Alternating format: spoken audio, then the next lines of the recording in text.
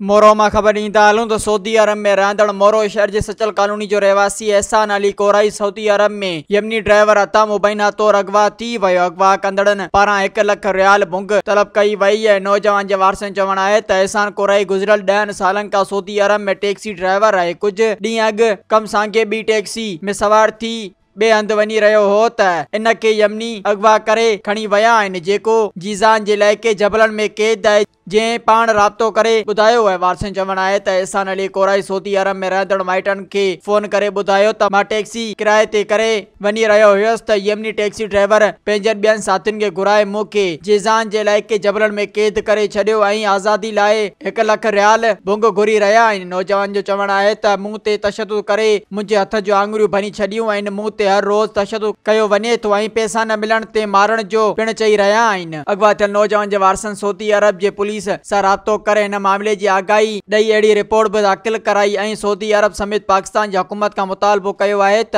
असांजी मदद करे अगवा कंदड़नि जी ॻोल्हा करे नौजवान खे बाज़ियाब कराए छायल बेचैनी ख़त्म कई वञे। मज़ीद ख़बरनि ऐं तफ़सीलात लाइ विज़िट कयो असांजी वेबसाइट www.awamiNewsHD.com ऐं ॾिसंदा रहो अवामी न्यूज़ HD।